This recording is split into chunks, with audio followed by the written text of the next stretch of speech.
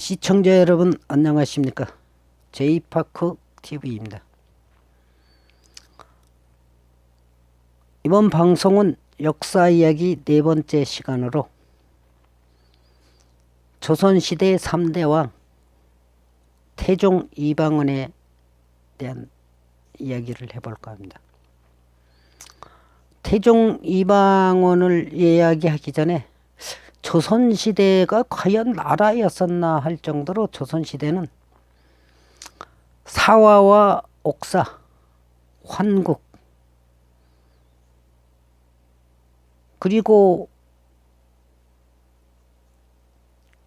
권력을 잡으려고 하는 정치 세력 간의 암투로 인한 비비린내와 외세의 침략, 즉 후금의 정묘호란과 병자호란, 외의 임진왜란 등 외세 침략과 조사의 난을 시작으로 조선 말기 이모군란까지 난에서 시작해서 난으로 끝난 아주 혼탁스런 시대였다고 할 수 있겠습니다. 이게 나라냐 할 정도로 아주 혼탁했죠. 조선시대가 518년을 이어오면서 27명의 왕이 나라를 지탱한 게 기적같이 느껴집니다. 이 이방원이 태종은 1367년 태어나서 1422년 55세를 일기로 세상을 떠납니다. 이 태종이 왕위에 올라가지고 한 것은 사병을 혁파하고 1400년 그러니까 즉위한 원년이죠. 문화부를 폐지하고 의정부를 설치합니다.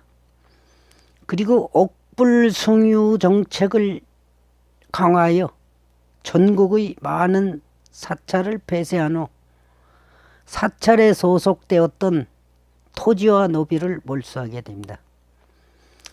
그리고 호패법을 실시하여 인적 자원을 정확하게 파악, 백성을 관리하는 데 영리하게 쓰죠.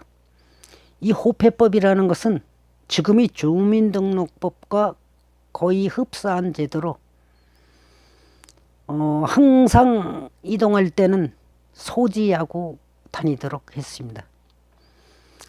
그런데 실질적으로는 이건 백성을 위하는 거라기보다는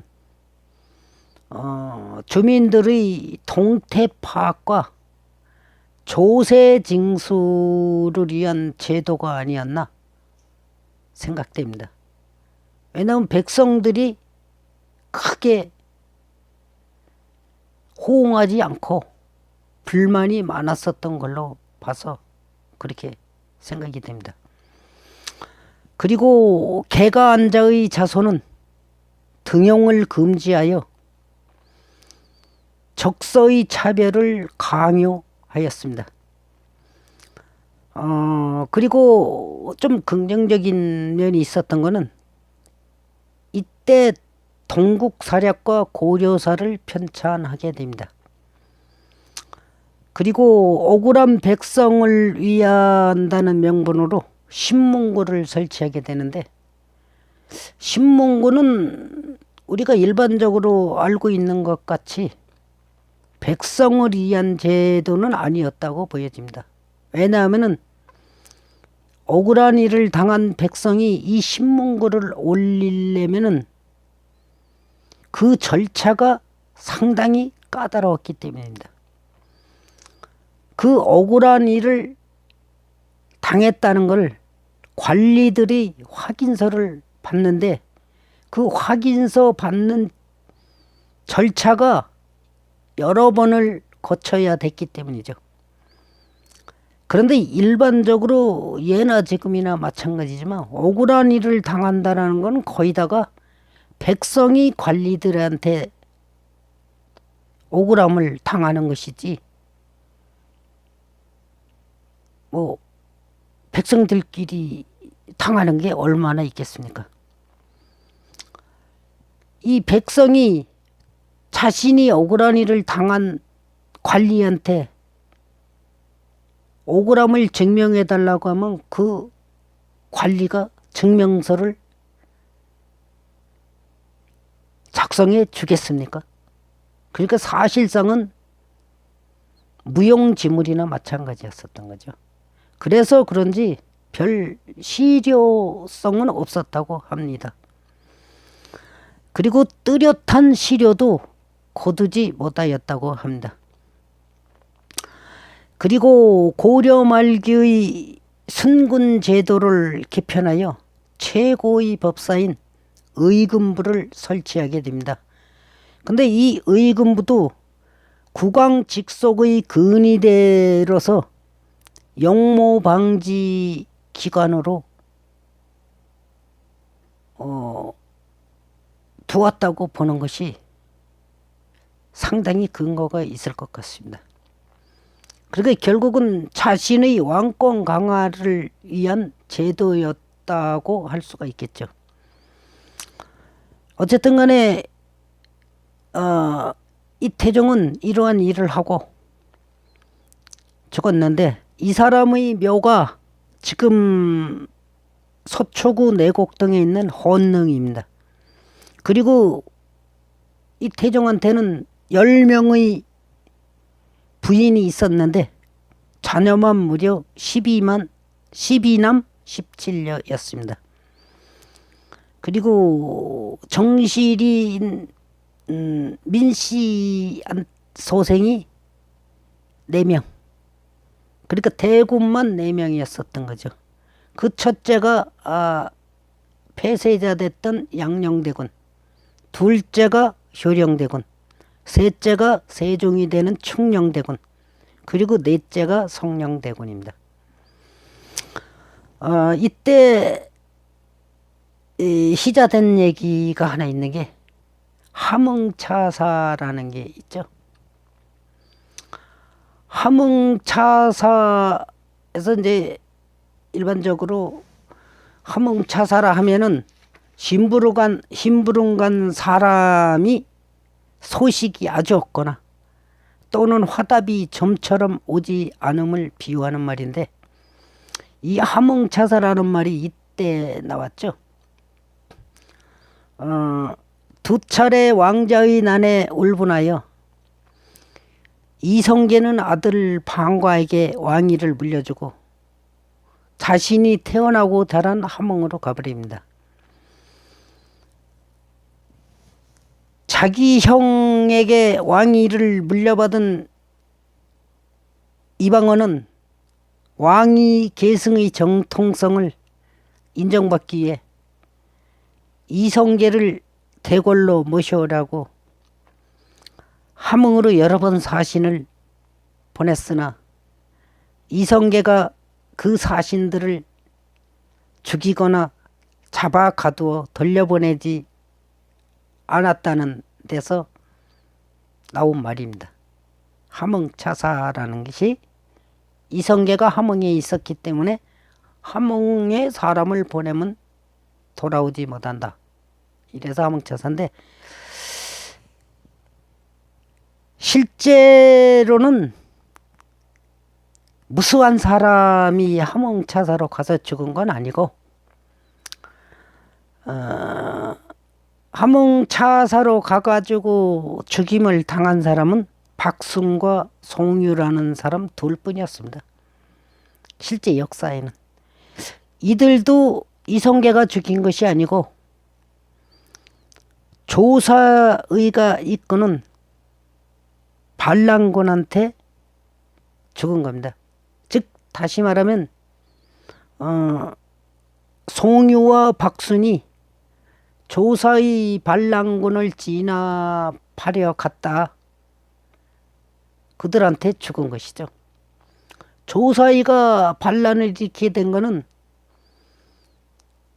이방원이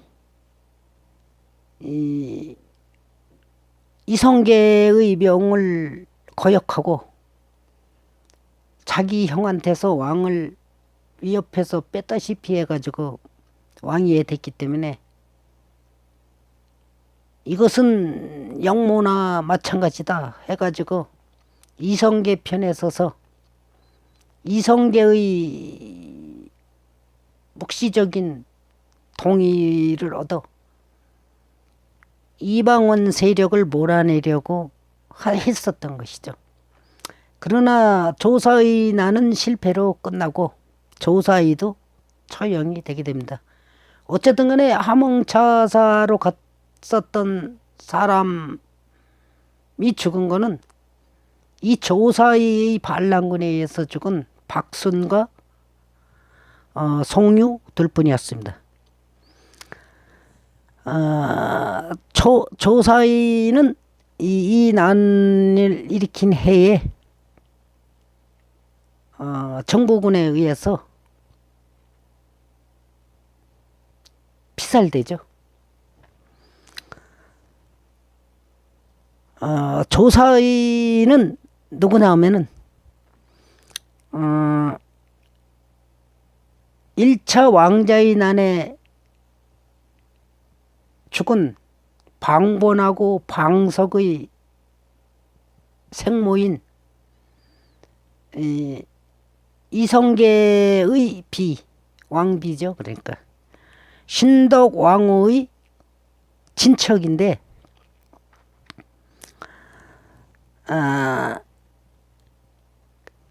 왕비의 원수를 갚는다고 하여 고병을 하게 된 겁니다. 아울러 이성계한테 충성을 다한다라는 명분도 있었던 것이죠. 그리고 이 대목에 또 나오는 것이 양녕대군인데 세간에 알려지기는 양녕대군이 자기 동생 충녕이 자기보다 출중하여 자기가 왕이 안 되고 동생한테 왕위를 물려주려고 일부러 방탕한 생활을 했다는데 실질적으로는 그게 사실이 아니고 양녕이 자신이 비행이 말을 못하게 어지러웠습니다. 여부녀를 갖다가 잉태시키는 등 궁중에 기생들을 데려다가 향응을 즐기고 하는 등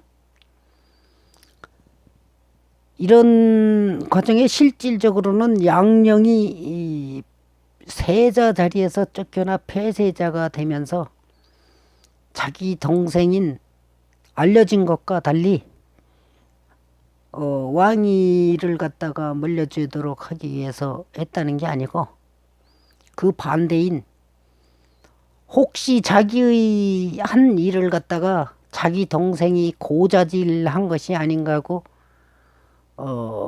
충녕을 엄청 원망하며 살았었다고 합니다. 그리고 폐쇄자 된 이후에 대궐에서 쫓겨났는데 이후에도 자유분방한 한량으로 일생을 풍류객으로 살다 마쳤습니다. 특히 여자와 어울린 간통 사건이 많았으며 양녕의 자녀들, 그 자녀들도 방탕한 생활로 세간에 희자되기도 했다 합니다. 그리고 또한 이 사람이 권력욕이 많았었던 것 같기도 합니다. 문종이 사망하고 단종이 보위에 오르자 정치적으로 수양대군을 지지하여 수양대군이 일으킨 계유정난에는 직간접 개입하지는 않았지만 수양이 조카, 그러니까 단종이죠. 조카 그리고 그 정적들인 김종서, 황보인 등을 살해하는데 동조한 것으로 추측됩니다. 그 후에도 방탕한 생활은 계속되었고 1462년 69세를 일기로 사망하게 됩니다. 오늘은 이방원에 대한 이야기를 해보았습니다. 시청해 주셔서 감사합니다.